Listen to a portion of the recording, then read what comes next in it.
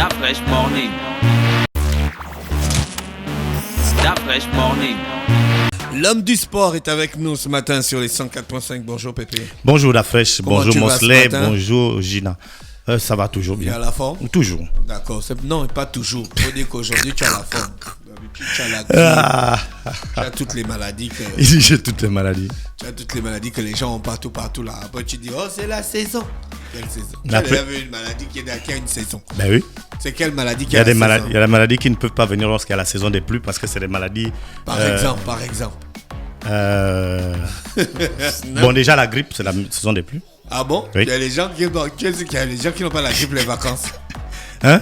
Pendant les vacances. Mais là, c'est pas en termes d'épidémie. Là, c'est en termes de bon. Tu as chopé ça quelque Le part. ministère de la Santé a déjà déclaré qu'il y a une épidémie de grippe. Quand tu dis en termes d'épidémie, c'est pas une seule personne qui déclare une épidémie. Hein. Une épidémie, c'est une déclaration publique que là, il y a une épidémie de grippe. Non, Quand tu viens, tu dis épidémie est peut-être. Mosley, C'est un terme un peu trop ça gros. existe encore, les grandes endémies. Bonjour tout le monde, bonjour la vraie Là- bonjour Pépé. Oui, ça existe toujours. Toujours, hein. Oui, Les grandes endémies. oui, ce sont des structures de proximité du ministère de la Santé. Ah, Même si on ne les voit pas très souvent. Comment ça? Mais on dit proximité. Sauf si ça veut dire qu'on doit les voir, on doit les Moi, je sais sentir. que les grandes endémies, la structure qui est à OIM, à Yenassi, est quand même fréquentée. ah, d'accord, on va faire quoi aux grandes endémies? C'est comme un dispensaire en réalité. On va là-bas. À la base, c'était pas comme un dispensaire, c'était un endroit pour traiter des épidémies. Oui. Des sujets précis en fait. Si on a une maladie précise, par exemple tuberculose, ainsi de suite, donc on pouvait aller tranquillement là parce qu'il y a des spécialistes. Maintenant, est-ce que Pépé a la compétence de déclarer que la grippe C'est pourquoi j'ai dit- une épidémie? Non, c'est pas qui que lui a la grippe, donné c'est cette une compétence? Non, c'est pas que la Mais tu as grippe. dit que Non, c'est l'épidémie. non, Tu c'est pas tombes la malade grippe. chez toi. C'est pas la grippe qui est l'épidémie. Dans ta C'est le fait faiblesse qu'il y ait. corporelle, tu dis non, c'est une épidémie. Comment ça, c'est pas la grippe qui a une épidémie? Non. Est-ce que la grippe, c'est une épidémie? Mais est-ce qu'une maladie c'est une épidémie? Est-ce que Attention, la question est mal attention. posée. Non, la question est mal posée. Attendez. La question est mal Épidémie, posée. Pourquoi c'est endémie. toujours à l'émission des Pépé, à la rubrique des Pépé qu'on rentre dans Bon, les débats? d'accord, Pépé, on Est-ce parle qu'on de peut aller sport. dans le sport? Là, on n'est jamais Pépé, dans la on parle santé. dans le sport. La santé, Excusez-moi, pas cher, Le sport, pas c'est ça. la santé. La santé, c'est pas le sport. Pépé, homme de peu de foi, je te sauve, tu... Non, je t'accompagne, je comprends. T'as dit ce que t'as dit. Je t'ai dit, Homme de j'ai peu de compris. foi.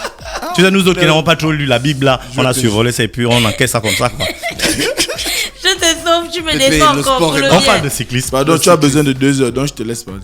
Le cyclisme. On parle de cyclisme et la Tropical, la Missa Bongo qui arrive. La préparation de l'équipe Aussi. gabonaise. L'équipe gabonaise. L'équipe gabonaise. Je le répète parce que, comme en cyclisme, comme en athlétisme, comme dans beaucoup de sports, le cyclisme traverse une période vraiment compliquée. Alors qu'on a une grande compétition internationale qui est chez nous, qui devait donc nous permettre de jauger réellement l'évolution de nos athlètes après des championnats nationaux. Malheureusement, il n'y a pas de championnats nationaux. Pour ceux qui tournent souvent un peu autour dans la ville, ils voient, on va dire quoi, une dizaine de cyclistes qui sont accompagnés d'un coach, qui font le tour de la ville, qui sont donc en train de se préparer avec leurs moyens de bord. Donc l'équipe gabonaise, la présélection est en activité, c'est trop dit, la présélection est en train de préparer cette Tropical à Missa Bongo. Mais comment tu vas préparer une compétition avec de simples entraînements? Tu n'as pas eu de championnat, tu n'as pas eu de coupe. Après la dernière Tropical à Missa Bongo de janvier, donc entre janvier 2019 et janvier 2020, tu n'as quasiment rien fait. Et qu'est-ce qu'on peut attendre comme objectif? On a un sélectionneur qui est, on va dire, c'est un professionnel, c'est un Espagnol. On peut attendre Pierre de Coubertin. Participer seulement. Non, mais même dans participer seulement, on doit sentir qu'une évolution. J'ai participé l'année dernière, j'étais 150e. Je participe cette année, je dois être 100e. Même si c'est pour participer, pas pour gagner, mais il faut qu'on arrive à se fixer des objectifs qui soient quand même à notre portée. Mais à l'allure où on va là, si on n'a aucune compétition, on n'a aucun moyen de juger notre évolution d'abord sur le plan local, sur le plan international, on ne peut s'attendre à Pourquoi les rien gars du tout. n'abandonnent pas? Pourquoi ils Pardon? ne laissent pas tomber tout court? Mais je crois qu'on va en arriver là. Je crois qu'on va en arriver là. Je crois qu'à un moment donné, au début, les gars, c'était non, on peut aller. Il y a le buzz, il y a toutes les chaînes de télévision sur le plan international qui sont ici. Tu as envie d'avoir ta visibilité, tu as envie. Mais au fur et à mesure, on est à la 15e édition dans quelques semaines. Qu'est-ce qu'on peut faire comme bilan au niveau de nos athlètes? À l'époque, il y avait le cyclisme au Gabon. Hein. Oui, il y avait les cyclistes avec les Nolais. Il y avait le cyclisme. Il y avait tout au Gabon. Il y avait même une équipe qu'on appelait Renaissance 2000. Oui. En général, beaucoup de l'entreprise avait des équipes de avaient des entreprises et les auto-écoles, avaient des Nolais, non, qui faisaient le cyclisme. Les auto-écoles aussi avaient des clubs, il y avait beaucoup de clubs. Mais aujourd'hui, on est incapable de dire. Qu'est-ce qui s'est passé? On ne sait pas. Comme dans tous les sports, qu'est-ce qui s'est passé? La vraie question n'est pas qu'est-ce qui s'est passé en cyclisme, qu'est-ce qui s'est passé en athlétisme, qu'est-ce qui s'est passé en basket ou autre. La question, c'est qu'est-ce qui s'est passé en sport? Qu'est-ce qui s'est passé en sport? On se rend compte qu'on a fait un... C'est-à-dire que le ministre des Sports, depuis qu'il est parti, depuis qu'il est arrivé, il n'a même pas parlé d'Oxu, des trucs comme ça. Si, ils ont dit que l'Oxu, ça va...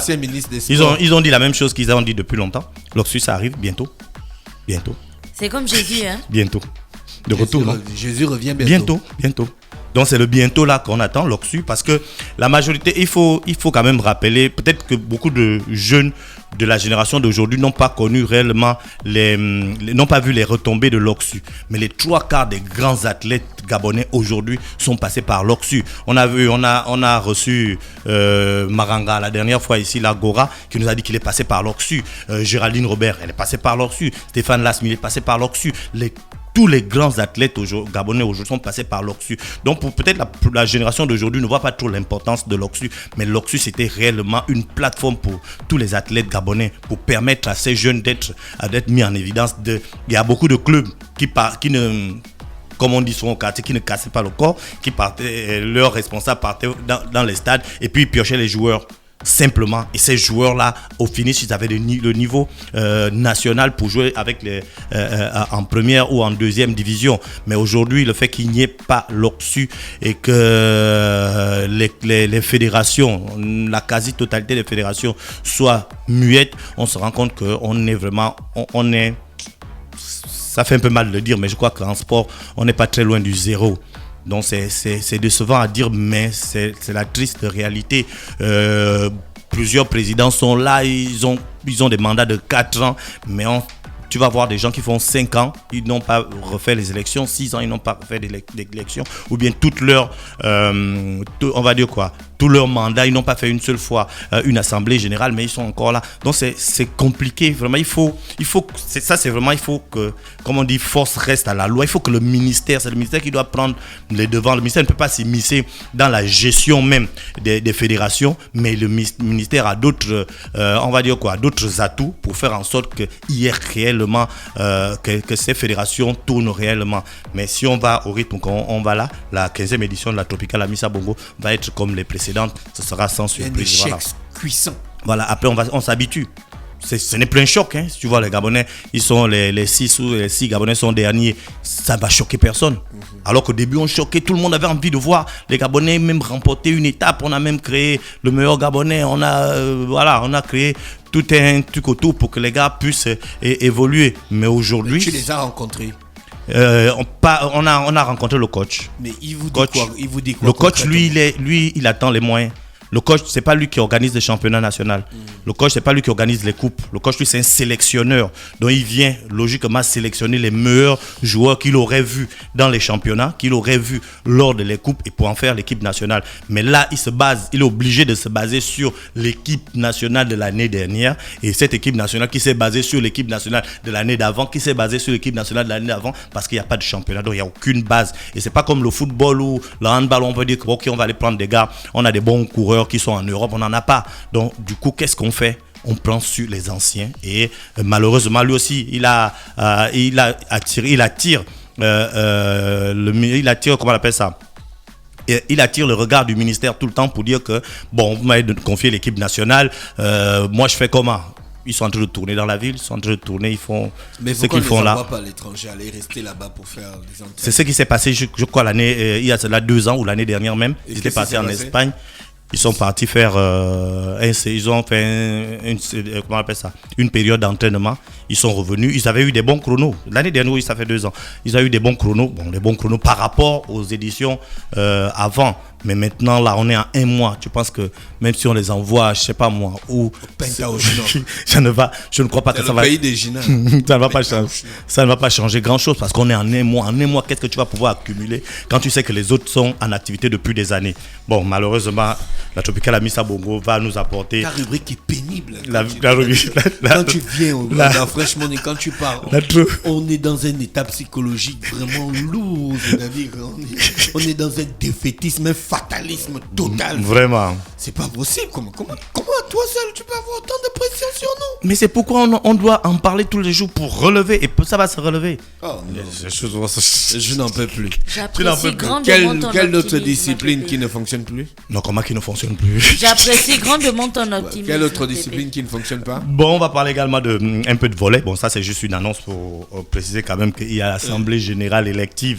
Ils font la Voilà, ils vont faire l'Assemblée Générale élective le 28 décembre prochain. Il y aura juste 2 candidats. L'ancien président Raymond Bernard Bivugou et puis un challenger, Brice Darius Mbele. Il y a 17 délégués parce que jusqu'à aujourd'hui, il n'y a que 5 provinces qui ont des ligues de volleyball. Donc ce sera l'occasion pour ces 5 provinces-là de soit renouveler la confiance à l'ancien président, soit choisir un nouveau. La Ligue de football de l'Estuaire, elle joue son championnat, normalement, le championnat de 3e division, qui a sa 6e journée. Et donc aujourd'hui, il y aura Mbandji face à Académie des Étoiles, Littoral face à Tout-Puissant Akwembe qui est de retour sur le plan national. Il y aura le Sporting Club de la Nianga, qui joue ici le championnat de l'Estuaire, qui sera face à CQFC. Il y aura Ballon d'Or qui sera face à Académie Club de Libreville, Asval qui sera face à FAL et CSL qui sera face à Elite. Hier, Edisport a pris une cuisante défaite face à Académie des Pépites d'Or 15-0. Voilà, il y a également le trophée de meilleur joueur africain. Les finalistes sont connus, les 10 finalistes sont connus et Pierre-Emerick Aubameyang est parmi ces finalistes. Donc le 7 janvier prochain, on saura qui est le meilleur joueur africain. Cette fois-ci, c'est la CAF. C'est pas le Ballon d'Or, c'est pas le France Foot, c'est pas France Football, c'est pas Afrique Football, non. C'est la CAF qui organise son on va dire comme ça, soirée des trophées et qui va donc, comment on appelle ça? Qui va donc décerner voilà, les titres de meilleurs joueurs. Si on prend les 11 meilleurs joueurs africains, oui. On prend les 11 meilleurs joueurs européens, on fait un match, qui va gagner d'après toi? En ce moment-là, là, ce sera très serré parce que le niveau du football africain a vraiment évolué. J'avais une opinion subjective. Je ne veux pas que tu rentres dans des analyses. Je crois que l'Europe est encore quand même un peu au-dessus de l'Afrique. Mais ça, c'est vraiment resserré. Parce que c'est des matchs qui étaient prévus. C'était souvent des situations qui étaient prévues. On fait un 11 type européen, on fait un 11 type africain. Parce qu'aujourd'hui, si tu prends l'Afrique, le meilleur gardien africain, on va dire c'est Onana du Cameroun. Il joue à l'Ajax. Il était demi-finaliste de la Champions League l'année dernière. Tu prends le libéro Koulibaly, qui est le patron, qui est sorti meilleur défenseur du championnat d'Italie l'année dernière. Si tu vas en milieu de terrain, tu vois comment on appelle, tu vois Gay qui joue à Paris Saint-Germain, qui est sorti également dans qui a été très souvent dans l'équipe type de la Première Ligue l'année dernière, le championnat d'Angleterre. Si tu vas en attaque, tu trouves les 3 meilleurs buteurs du championnat d'Angleterre. Tu vois que Pierre-Emerick Aubameyang, Sadio Mané et Mohamed Salah. Donc tous c'est des Africains, les 3 meilleurs buteurs du championnat d'Angleterre. C'est pour dire que s'il y a un tel match, ce sera un gros match. Ce n'est plus à l'époque. Mais de l'autre côté, on aura Cristiano Ronaldo et Messi, mon frère. Non, Messi il n'est pas européen. Ah oui, c'est vrai. Voilà, il y aura Cristiano Ronaldo, il y aura Hazard, il y aura Messi. Oui, mais ce sera Bell. Ce sera équilibré, voilà. C'est pas bon. Comment c'est Benzema. Non, c'est pas bon. Non, les Africains ne vont pas tenir. Non, ça peut En milieu de terrain, tu auras le gars qui se multiplie là, il s'appelle comment? N'Golo Kanté. Oui. Qui a porté plainte à son À son manager. Ah bon? Oui. Pourquoi? Parce que ils sont ensemble et je pense qu'après la Coupe du Monde, il avait voulu se séparer de lui. Comme le contrat n'était pas arrivé à son terme, parce qu'en fait, le gars le bouffait. Comme le contrat n'était pas arrivé à son terme, ils avaient tablé sur le versement de, je pense, un montant comme 100 000 euros ou un truc dans le genre que N'Golo Kanté a fini de payer. Mais en fait, le gars, il utilisait toujours son image en vendant en fait des trucs dans le noir. Le contrat était déjà fini, mais lui, il continuait à sceller d'autres contrats en fait. Donc, comme il a vu qu'Ngolo Kanté est un peu genre, il voulait le bouffer, quoi, il ne savait pas que c'est un N'Golo saint. Kanté a dit que ça n'est pas ça. Mais N'Golo Kanté, c'est peut-être le joueur le plus. Le joueur le plus effacé au monde. Oui, tu vois, c'est vraiment quelqu'un qui il n'est pas dans la starmania, il n'est pas dans. Quand je dis souvent le gars qui se multiplie, tu sais que c'est N'Golo Kanté que je parle. Mais il se multiplie. C'est quelqu'un qui se multiplie. Lorsque tu es un joueur, lorsque Leicester a gagné le championnat d'Angleterre, tu vois, lorsqu'il est parti, les gars ont dit non, ils ont perdu 3 joueurs. Non, ils ont dit, ils ont perdu 3 joueurs. Donc c'est pourquoi ils avaient du mal. Il y a un seul gars qui parle. Un seul gars, mais ils ont perdu 3 joueurs. Parce que si toi tu es en attaque, tu perds le ballon derrière, N'Golo Kanté récupère le ballon. Mais si N'Golo Kanté perd ce ballon directement après, N'Golo Kanté récupère encore ce ballon. S'il perd encore ce ballon, il récupère encore. Donc c'était une caricature pour dire que c'est un joueur vraiment. Mais Messi avait dit que quand il dribble N'Golo Kanté, il retrouve encore N'Golo. Voilà, tu vois, non, c'est quelqu'un il a toujours le sourire, c'est un joueur qui est aimé de ses coéquipiers et de ses adversaires. C'est vraiment, pour moi, c'est lorsqu'on prime lorsqu'on prime des joueurs, on doit primer aussi ce côté-là, mais on le prime pas. Mais il est européen, c'est un Européen. Oui, c'est un Européen, c'est un Français. Donc il va jouer au compte du 11 Européen. Ouais, le 11 Européen. Même si son histoire est un peu bizarre, c'est que quand il a fait une progression un peu fulgurante, tu vois. Avant d'aller à Leicester, il était en France dans un petit club là. Et avant d'arriver dans un club de 2-2, je crois qu'Ajaccio ou quelque chose comme ça. Avant d'arriver dans ce club là, il jouait en 2-3. Et à l'époque, le Mali était parti faire une séance de, comme ils font souvent en France là, les mises au vert et tout. Il est parti voir le coach malien pour dire non, moi je suis malien, je joue ici, j'ai envie de jouer j'ai envie de m'entraîner avec les voix. Enfin, genre, il est parti plaider sa cause pour voir s'il pouvait intégrer l'équipe nationale, mais le coach lui a fait comprendre que ça se passe pas comme ça. Puis le Mali, c'est une grande équipe, tu joues en D4, ça fait machin. 3 ans après, le gars, il est champion d'Angleterre. Et après, il est champion du monde. 1 an après, il est champion du monde. Et le coach est malien. Il est au Mali. Mais il faut le comprendre. Un joueur de 4e division va venir te voir et puis te dire que non, je vais jouer à l'équipe nationale. Mais on va lui dire que non, mon frère, ça se passe pas comme ça. Un coach, c'est quelqu'un qui a aussi la capacité de voir l'avenir d'un sportif. Ah oui, parce que je crois que ça s'est passé comme ça. Il est venu un jour, je crois que c'était un club camerounais, Canon ou je sais plus qui là, il avait trouvé Claude Leroy. Il a dit non, j'ai envie de jouer. Tu as envie de jouer comment? Ça se passe pas comme ça. En première division, on ne peut pas passer les tests. Non, j'ai envie de jouer, je peux. Quand j'ai dit bon, viens jouer. Et on connaît l'histoire de Voya. Tu vois, en fait, comme tu dis, un coach doit avoir cette capacité de sentir que ce gars-là, il a tellement confiance. Parce que venir dire à une équipe nationale que je veux jouer, c'est que tu as confiance en toi.